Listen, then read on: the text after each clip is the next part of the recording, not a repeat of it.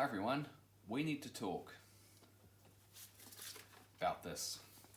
What I have here is some historical complaints about Knight Rider from 1986, and maybe, just maybe, this is where cancel culture first began. Anyway, let's dig in.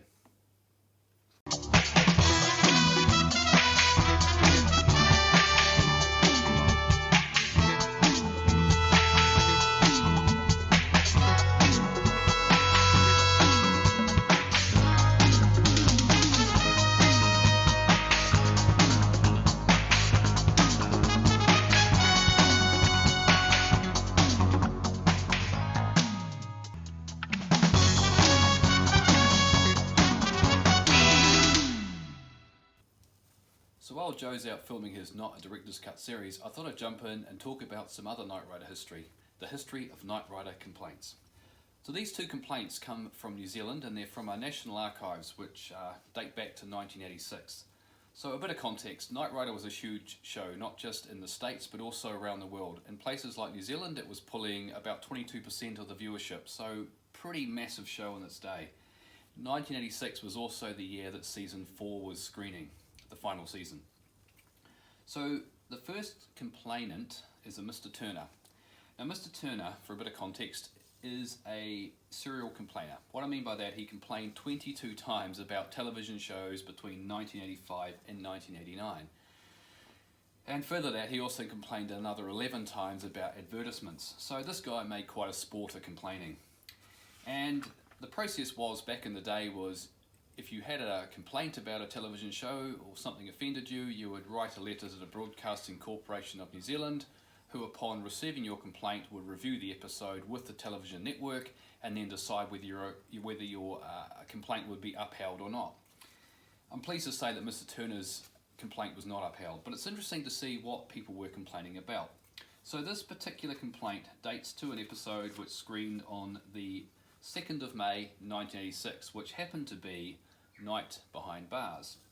Now, as you know, at the very climax of the episode where Michael and Bonnie are escaping from the prison cell, Michael kicks the prison guard, and as part of their escape.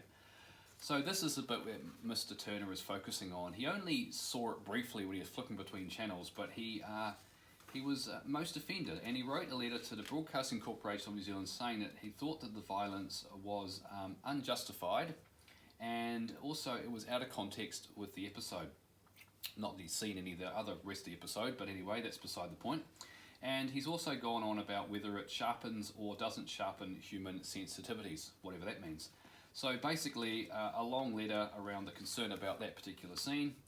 So the head of Television New Zealand, who are the television network, reviewed it, and after a broad meeting, looked at the entire context of the episode and that particular scene and decided, sorry Mr. Turner, thanks for your letter, but your complaint is not upheld.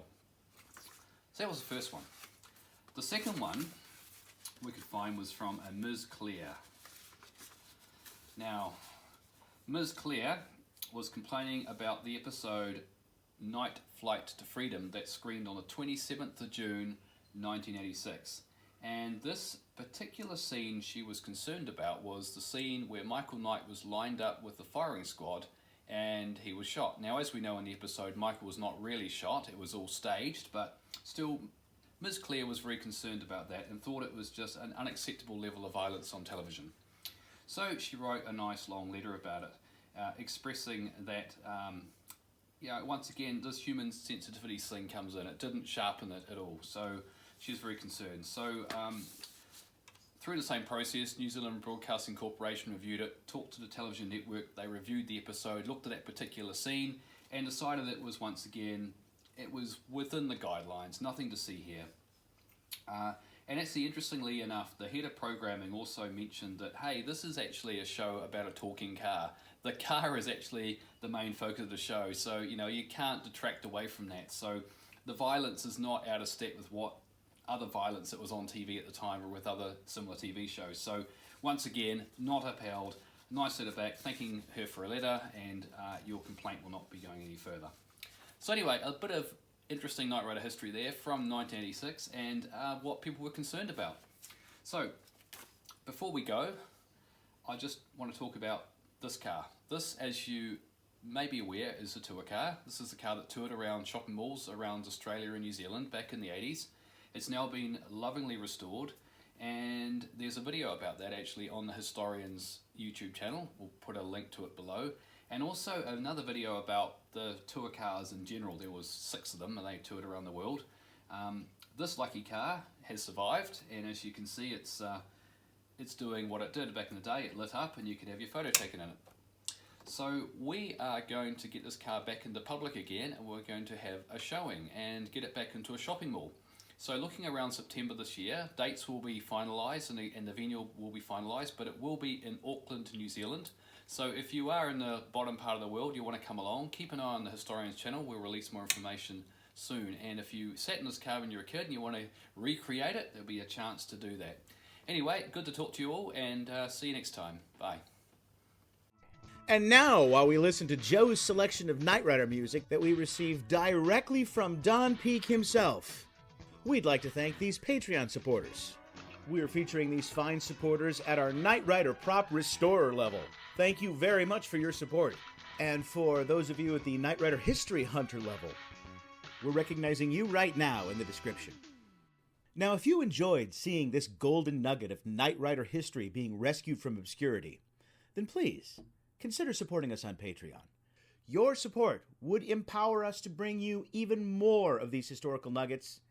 We are the Knight Rider Historians. Till next time, take care, everybody. Bye-bye.